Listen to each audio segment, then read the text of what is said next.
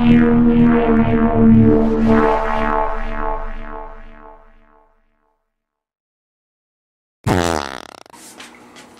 going on, arcade nerds? You want to see my balls?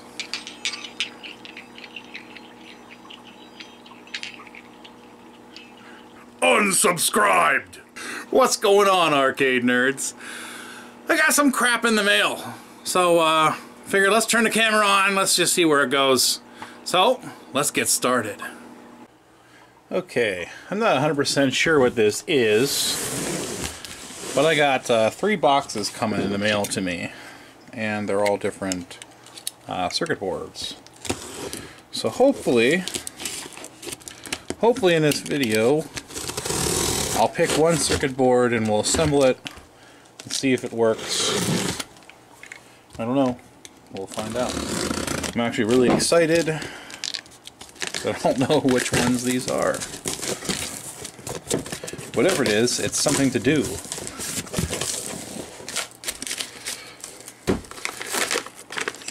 Okay. These are just simple HAP controls red board replacements. I found out that a buddy of mine who owns an arcade shop, that these boards cost him $2, and then he has to resell them. And I says, oh hell no. I says, I'll make these and I'll sell them for I'll sell them to you for $4, because it only cost me about 30 cents a piece to build. So I'm going to build out these, and those will be oh yes, that's what I wanted to see.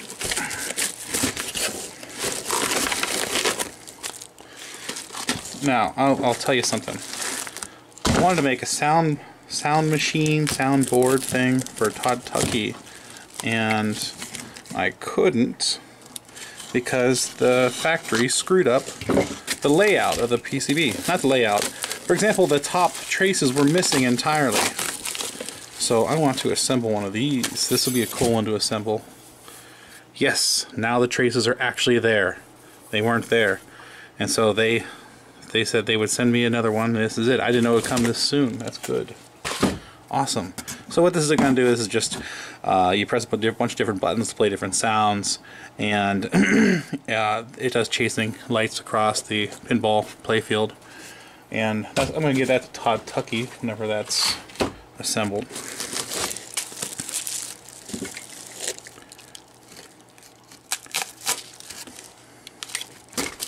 And these are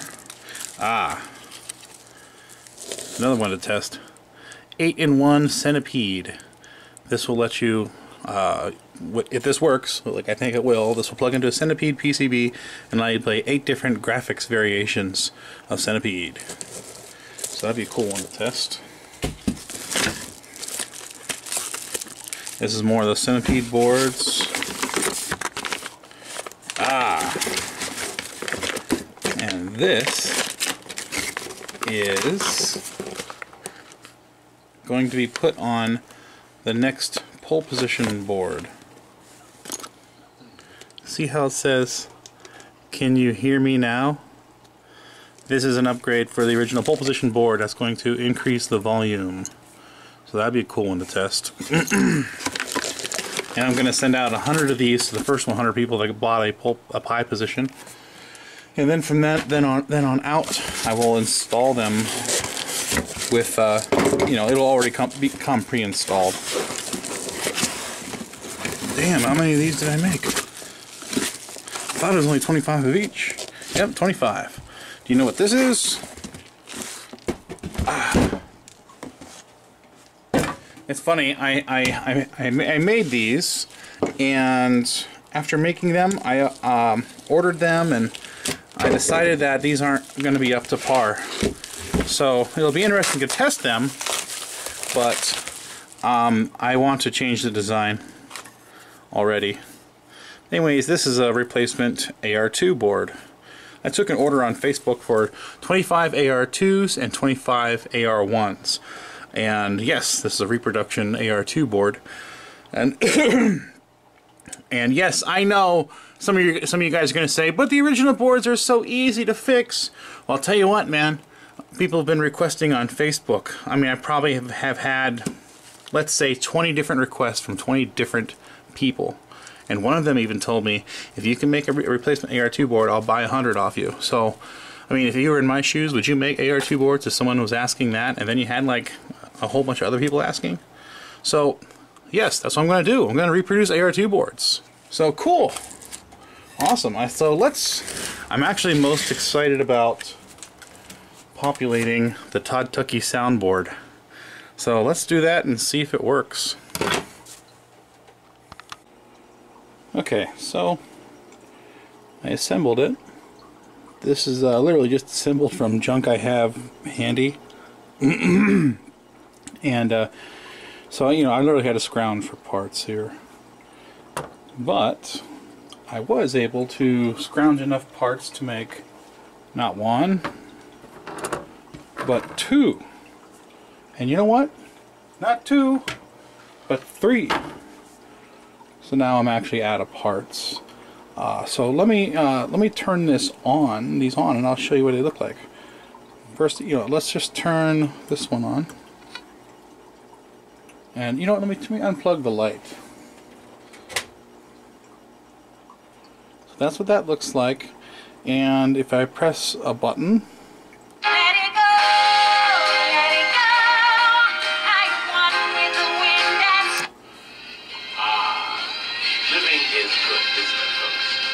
that's all for now.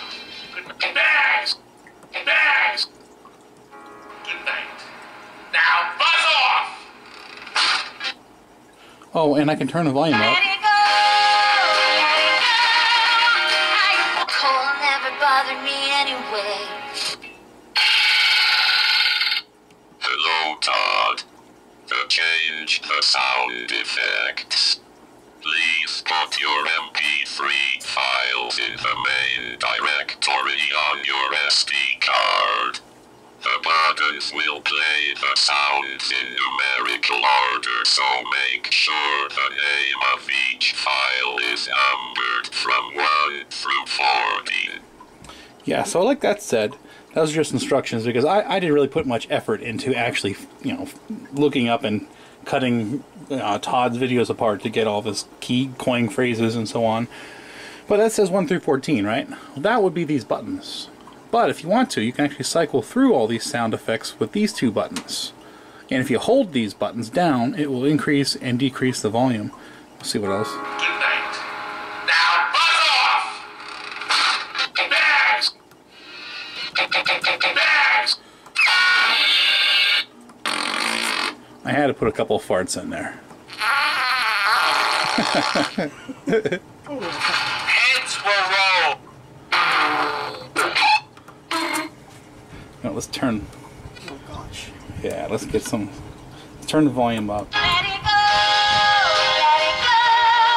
Hello, Todd. Good night. Now buzz off! Cold never bothered me anyway. Bags! Bags! Hello, Todd. Bags! Now bags! Hello, Cold Todd. never bothered me. Change the sound. Good night. Now buzz off! Oh, and if you hold a button down, let's find that fart again. Now, if I hold the button down, it'll repeat. Isn't that just the thing you want to show your wife? Just turn it on, and, you know, wives love these kind of things. But anyway, so what I'm going to do is, I'm going to send one off to Todd, and my auction that I'm going to have Halloween Day on Facebook, on Arcade Exchange, I'm going to keep one of these for myself and auction another one off. And, you know, the reason, I actually thought this was kind of gimmicky and stupid, and it only would have been cool for Todd, because Todd, you know. But I posted this on Facebook, and a bunch of people were like, "Oh my God, I want one!" So I don't know. Let's see if they really want one when it comes down to it. Whoever bids the highest bid will get it, I guess. So yeah, hopefully my furnace just kicked on. Hopefully that's not like blowing against the microphone or nothing in here. Oh, now my furnace kicked off. But yeah, so let's pull out the next board, and let me plug my light back in. let's pull out the next board and let's assemble that. So I think the next one will be the AR2. Let's go ahead and assemble that and see how it goes. Now, like I said, I mentioned already that I'm not happy with this design. It should work, but there's a few things that I want to change, and maybe I'll go over it after I assemble it. But yeah, so let's see if we can do this real quick. Okay, so this is the assembled AR2. Now, I wanted it to be a little different with this. I wanted to have black connectors. I always thought black connectors would be kind of cool. So I had to jump through a bunch of hoops to get black connectors. Anyway, so this should be a replacement AR2. And like I said before, these aren't the ones, this isn't the exact model I'm going to sell. And reason why, there's a few little things that I want to change. First off, I'm using a Chinese DC to DC. It's just kind of grafted onto this board. And even though this can handle, about 4 times, let's say 3 times to be safe. This can handle about 3 times the current of a standard AR2. But even then, I'm a little leery about using Chinese parts. So what I'm going to do is on the final release version, I'm going to bite the bullet and I'm going to get a $20 module made by Texas Instruments to use it. And the funny thing is, it's really expensive in comparison to this. But the funny thing is, there's no heat sinks at all on this little guy, and it's about this big. It's about a 1 inch by 1 inch square that will actually mount in the middle, and that'll do all the 5-volt regulation and handle more current than this can do. It's amazing what the technology is up to nowadays. But see here, somewhere this is what the original AR2 looks like, of course. The AR2, these run. These power several different Atari games. There's several different versions of the AR2, and this will cover all versions of the AR2 whenever I actually release them. But you know, I did do a pre-order of 25 of the AR2s and 25 AR1s. The AR1s have not come in the mail yet. The blank boards. So what I will do is I will torture test this and make sure that these are in fact reliable. And I'll probably pick one and run the Jesus out of it. In other words, I'll probably, because the last thing I want to do is sell someone something and it'll fry their shit. that would be upsetting to me. So what I'm going to do is I'm probably going to take this module out, boil it in a pot, let it cool down, put it back together. Probably going to, while it's running, heat this up with a heat gun, overheat it purposely, make it run too much current purposely, and do all kinds of, short it out, short circuit it while it's running. I'm going to do all kinds of tests just to make sure that this thing is truly reliable before I ship out that first.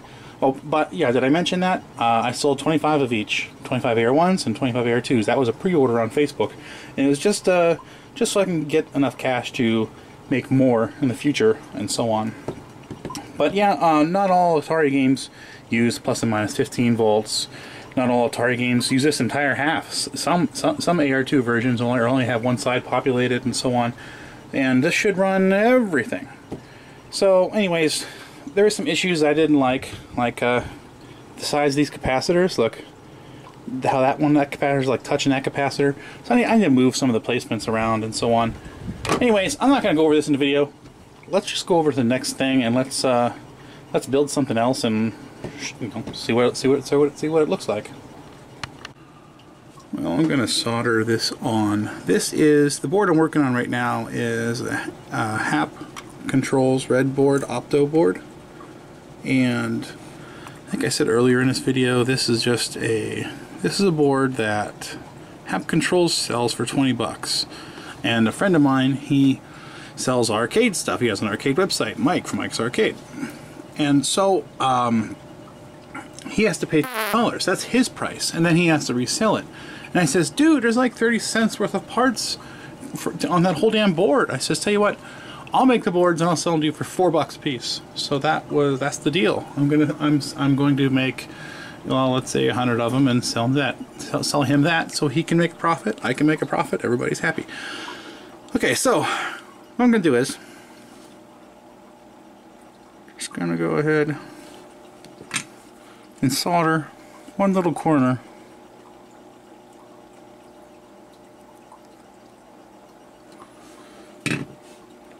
That's good enough. Now, I'm gonna get some flux. I'm using a knockoff Kester flux here, and it's actually pretty crappy. But whatever.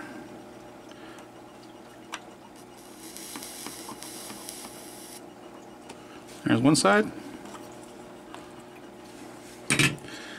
Throw some more flux on it.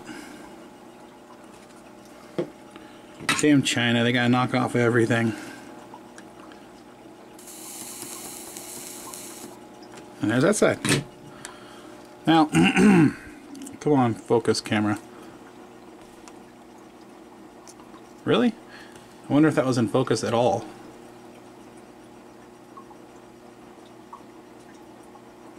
Well, you see how it's soldered. Matter of fact, let's clean it up a bit.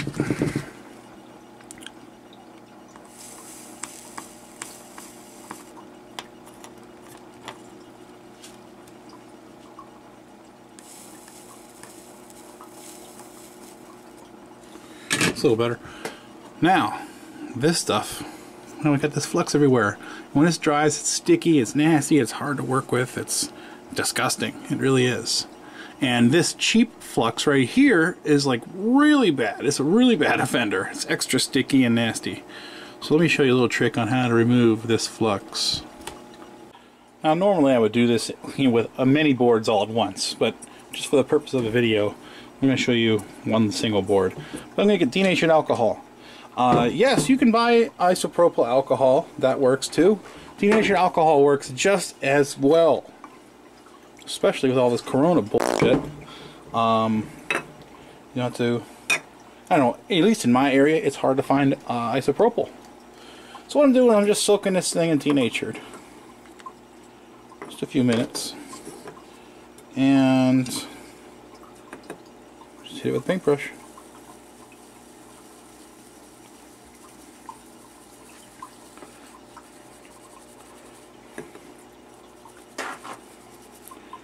I'm going to rinse it. Oh, and my wife is handing me a paper towel.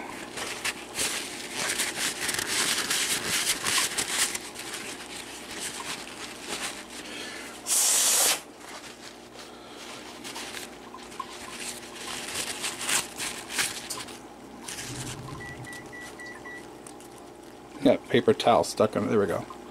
And it's still a little dirty. Hold on. Doesn't take long. You know, when I do these in bulk, they by the time I get to each board, towards the end, all those boards sat for like 10 minutes, and that's plenty time for them to work. But yeah, this should do it.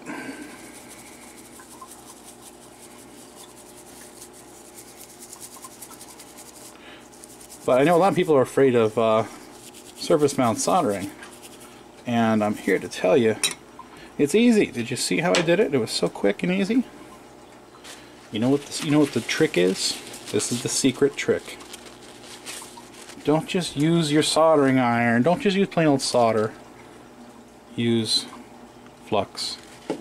Now there's plenty other ways. For example, you can use a hot air gun. Kelly, can you grab the hot air gun? Oh wait, maybe I can. Yeah, now it's clean. See that? But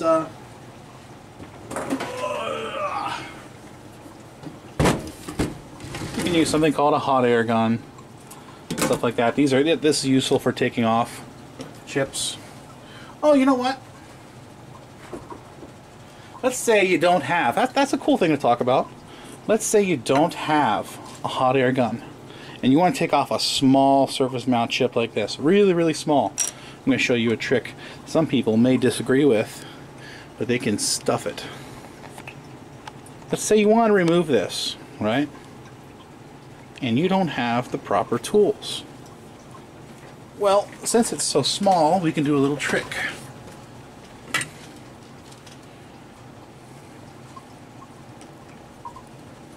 I have no idea where we're going with this video. I'm just randomly talking about random crap.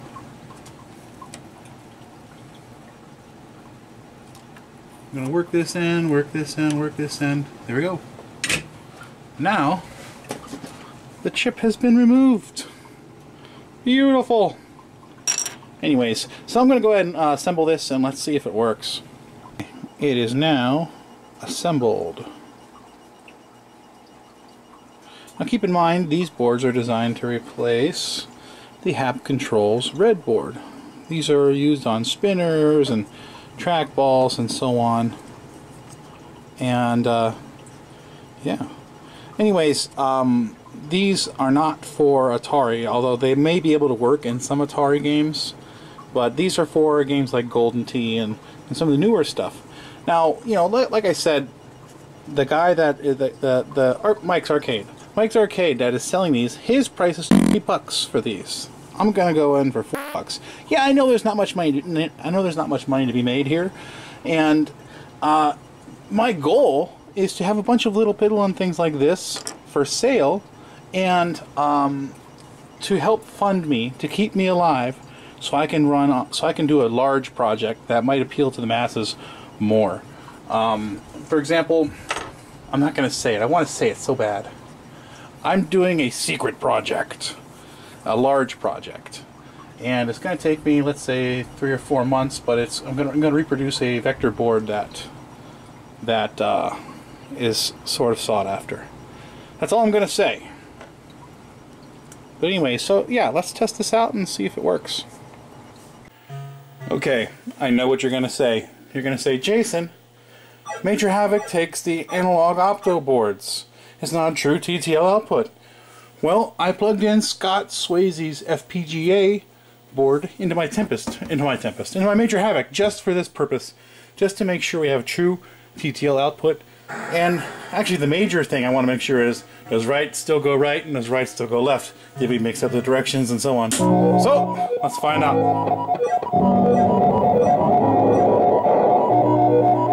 Already know what I need to know. Right goes right, left goes left. Beautiful.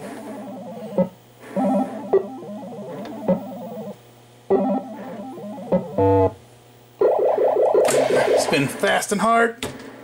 Fast and hard. We're not reversing directions. We are good to go. I assembled some of these Can You Hear Me Now boards, and it works great. Works wonderful. The reason these boards even exist is because the first run, when I sent these boards out, I sent out 100 boards to the first people who bought it. And it was about 75% full volume that the original pole position had.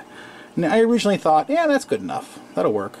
And some people have said, hey man, I mean, I have an arcade full of games, and you know, it's noisy in there, and this just isn't cutting it. It's not loud enough. So, you know, I just wanted to make it right.